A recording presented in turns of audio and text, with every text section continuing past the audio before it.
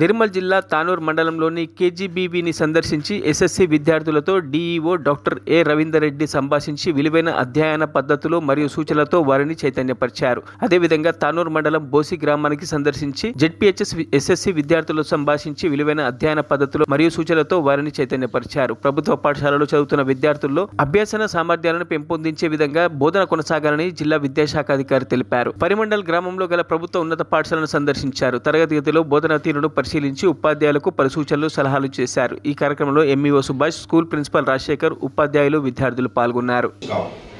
కొందరు ఇంగ్లీష్లో చాలా కమ్యూనికేషన్ స్కిల్స్ ఉంటుంది, కొందరు మ్యాథమెటిక్స్లో మంచి ఎక్సర్సైజ్ అని చేస్తారు, కొందరు ఫిజికల్ సైన్స్లో మంచి కాంతి మీద లైట్ మీద మంచిగా డయాగ్రామేటిక్ రిప్రజెంటేషన్. వందనా మేడం శిష్యులు ఉంటారు, కొంతమంది హిందీ బాగా మాట్లాడతారు ఎందుకంటే మరాఠీ ఇన్ఫ్లుయెన్స్ ఉంటుంది కాబట్టి. కొంతమంది బయో ఎవాల్యుయేట్ చేసుకోవాలి, సెల్ఫ్ జడ్జ్మెంట్ చేసుకోవాలి, ఒక ఆత్మపరిశీలన చేసుకోవాలి, ఆత్మావలోకనం చేసుకొని ఏం చేస్తే ఏ సబ్జెక్ట్ అయితే వీక్ ఉన్నామో అది మా ఫ్రెండ్స్తో కూర్చొని డిస్కస్ చేయాలి. టీచర్ను మళ్ళీ ఒకసారి అడగాలి. దీనికి ఒక చిన్న నేను టెక్నిక్ చెప్తాను.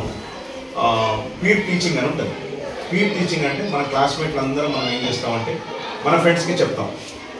మనం ఏదైతే మ్యాథమెటిక్స్లో మంచి ఎక్సర్సైజ్లో ఒక 15 మ్యాథమెటిక్స్ ప్రాబ్లమ్స్ ఉంటాయి.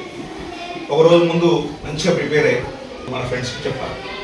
చెప్పడం వల్ల ఏమవుతుంది, మనం ఒక 2-3 గంటల ఎక్సర్సైజ్ ప్రిపేర్ అవుతాం. బాగా స్టెప్స్ అన్నీ కూడా ప్రిపేర్ అయ్యాక ఫస్ట్ క్లాస్ మనకి చెప్పినప్పుడు మన కాలు చేతులు వస్తాయి, మనకు భయం అవుతుంది, చెమటలు పడుతుంది, కడుపు నొప్పి వేసినట్టు అవుతుంది. అయినా భయపడదు. మేము కూడా కొత్తగా ప్రొఫెషన్కి వచ్చినప్పుడు క్లాసులో 3 గంటలు 4 గంటలు ప్రిపేర్ అయ్యి వచ్చింది కూడా అర్ధగంటల అయిపోయింది.